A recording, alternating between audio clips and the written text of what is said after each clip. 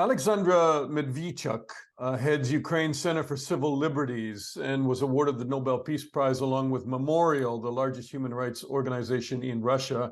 And this week, she's been speaking at the Warsaw Security Forum. Oleksandra, first of all, welcome. And Thank you for the invitation. I understand your message is that as long as Ukraine is vulnerable, so is all of Europe's security. Is that message something that people accept, do you think? I think people start more and more understand that we have to set a common goal. Because when large-scale invasions started, the civilized world told, let's help Ukraine not to fail. But this is a time to change this narrative to another one. Let's help Ukraine to win fast. There is a huge differences between let's help Ukraine not to fail and let's help Ukraine to win fast. And we can measure these differences practically in types of weapons, in speed of decisions, and gravity of sanctions. You keep talking about weapons, and I understand why. Because how do you eject an aggressor without being able to fight back and without enough guns, without enough artillery? But as a human rights person who's investigated war crimes, does it leave you uncomfortable, this constant push and call for more guns, more bullets, more fighting to get the Russians out?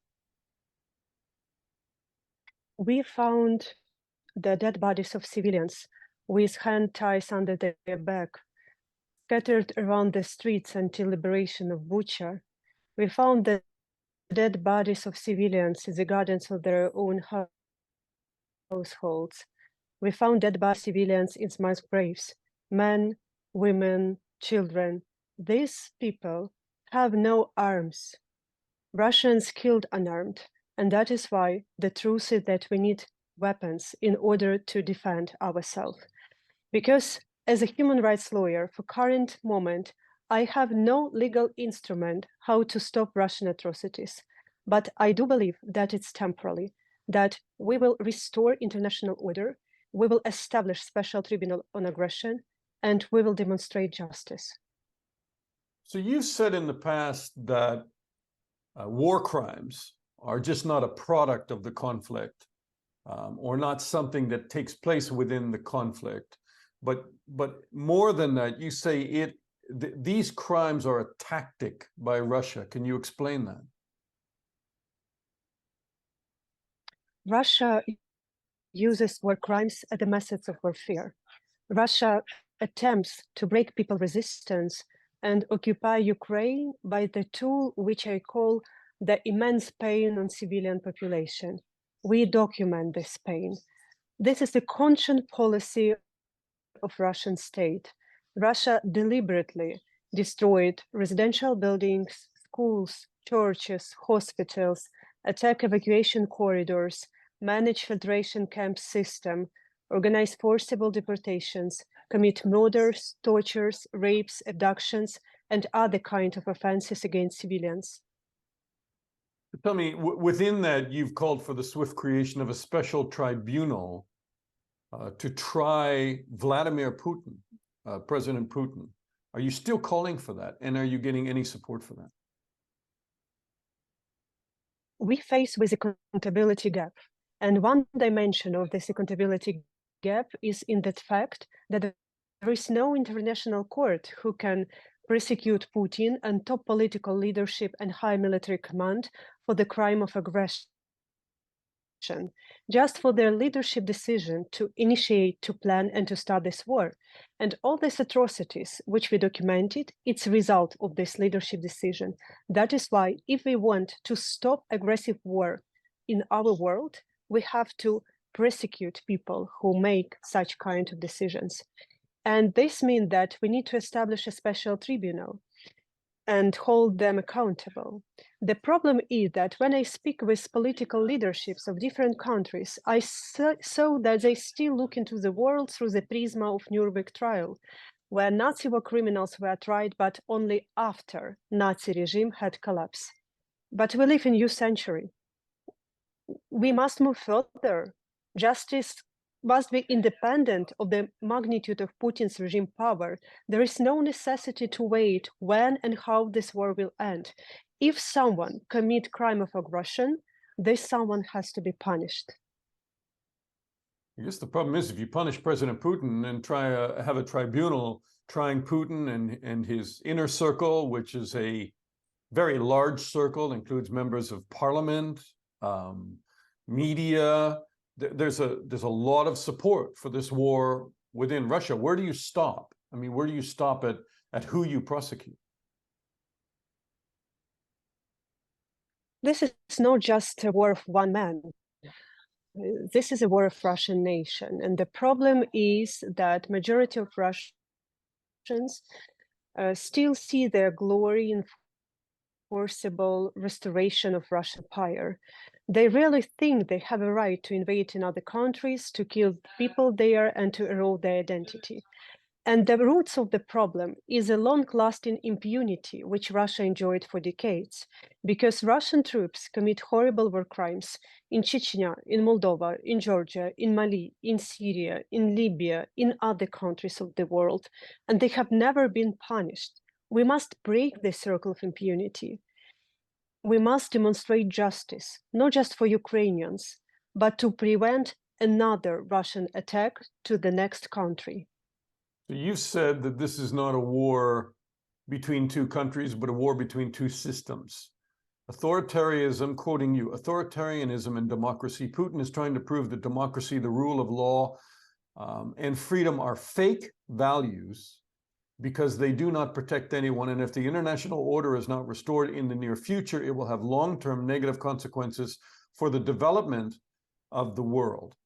So that's very heady stuff. I mean, you paint the Ukraine-Russia conflict as a worldwide struggle now. And do you think that people accept that, or do they look at your argument with quite a bit of skepticism? Let's remind how this large-scale invasion started. Russia and China made a statement and presented their vision to the new world order. And then Putin started large-scale invasion. And with this war, Putin tried to convince that country with a strong military potential and nuclear weapons can break international order, can dictate the rules of the game to entire international community, and even forcibly change internationally recognized borders. And if Putin succeeds, it will encourage another leaders in the world to do the same. And we will find ourselves in a future which will be dangerous for everyone without any exceptions.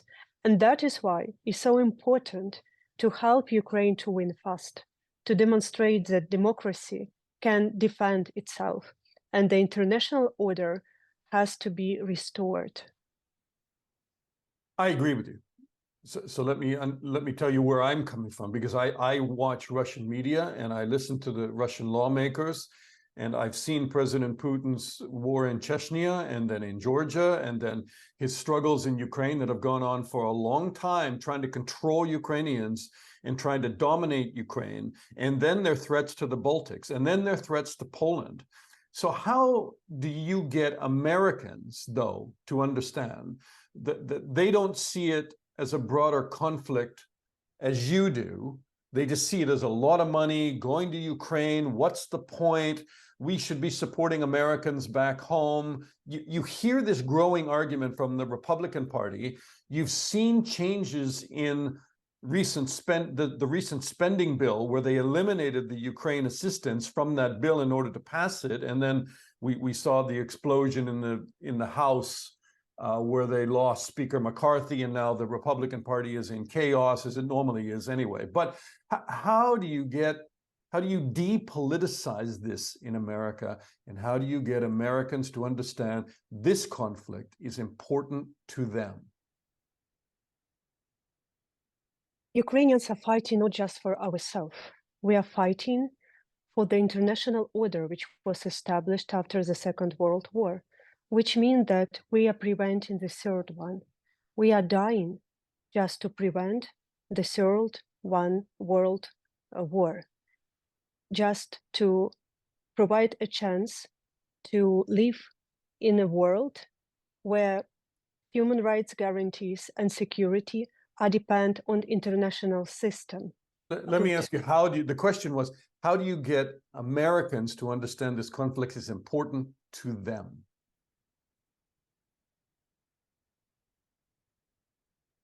I have no magic stick, but maybe I will tell two things. First, Ukrainians are fighting not just for ourselves. We are fighting for the international order, which was established after the Second World War, which means that with our fight, we are preventing the third one. And second, there are a lot of things which have no limitation in national borders. Maybe we are far from each other through geographic perspective, but we are very close in values. And human solidarity is such a things which have no limitation in national borders. Russians commit horrible atrocities in Ukraine, and it has to be stopped. It has to be stopped, because if we will not be able to stop Putin in Ukraine, he will go further.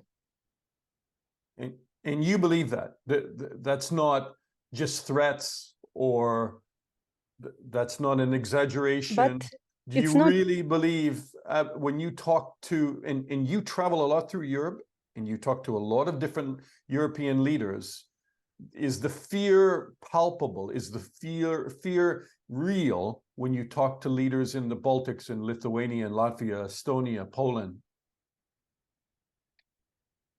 But it's not my thoughts. It's words of Putin. Putin told that collapse of Soviet Union, it was the main geopolitical catastrophe on the past century. Putin told that values of modern civilization, like democracy, rule of law, and human rights, are fake values. Putin declared the war not just to Ukraine, he declared this war to democracy. And you believe that the Russians will just not end with the 4 areas in eastern Ukraine, but they will push further towards Odessa. No, I can tell you too. That they'll just keep going, and then eventually beyond Ukraine's borders as well, if they can. I will tell you 2 comments on this regard.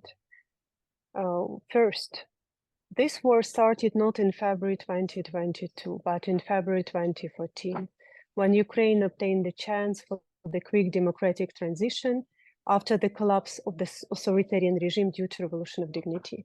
And in order to stop us on this way, Putin started this war. He occupied Crimea and part of Lugansk and Donetsk region. And for all 8 years, Ukraine had no possibility to return these territories back and to release people who live there. How Putin used these 8 years? He built a powerful military base in Crimea. He retreated, he regrouped, and he started a new attack, because empire has a center and has no borders. When empire has energy, empire always expanded. And now I live in Kiev, and my native city, like thousands of other Ukrainian cities, are constantly being shelled by Russian rockets, who was sent from this new military base, which was created in last years. So it's visible that Putin will stop only when he will be stopped. And second thing, which is very important to understand, the roots of this war, because Putin governed the country not just with repressions and censorship, but with a special social contract between Kremlin's elite and majority of Russian people. And the problem is that even in the 21st century, majority of Russian people see their glory as a basis for the social contract in a forcible restoration of Russian empire. When Putin occupied Crimea, according to the sociological survey, 94% of Russians supported this forcible occupation. And this means that Putin is entrapped. he has always demonstrated new and new territorial achievement to make feel Russians great.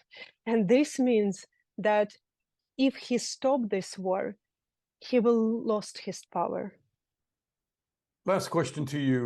You speak about democracy and the liberal West.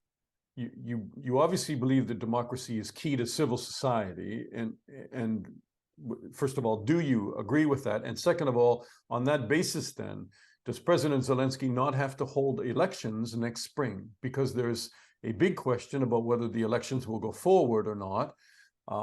And if he does hold them, is that also a problem? Because how do you hold a fair and democratic election in the middle of a war zone?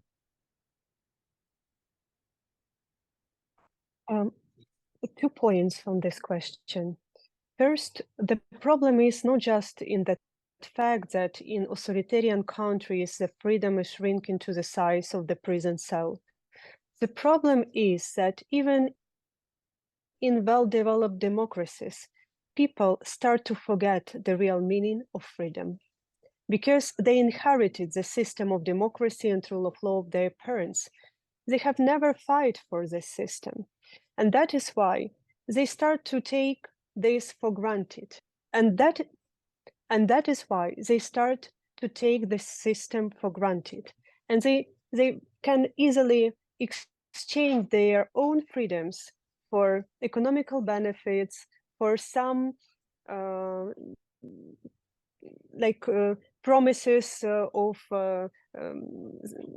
security, or for their own comfort.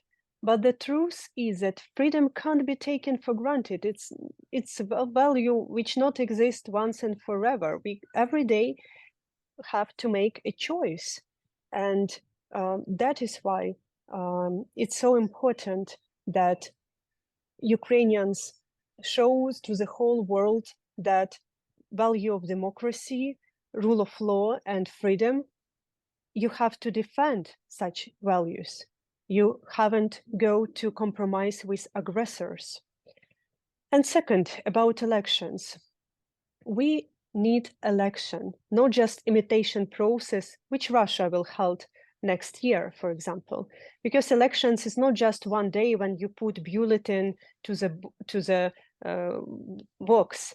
It's a whole process, and there are a lot of practical questions how to ensure this whole process during the large-scale war. I can name only several of them. How to provide ability to 7.5 million refugees in different countries to vote. How to provide abilities to people from the occupied territories to vote. How to secure the whole process when we have the settlements in cities where international observers are not present because they're afraid to go there. And also, it's very important question. After 24th of February, hundreds of thousands of people joined Ukraine armed forces. Yesterday, it were people from different peaceful professions, but now they are with weapons in their arms, start to defend their future and peaceful and democratic future for their children. And they will be deprived from the electoral process. It can provide attention because these people sacrifice their life for this country and they have no right to take part in the elections. I don't mention about money, how to find money for electoral process. I don't mention about all of other things like Constitution of Ukraine, like a lot of other constitutions don't provide a possibility to conduct election during martial law.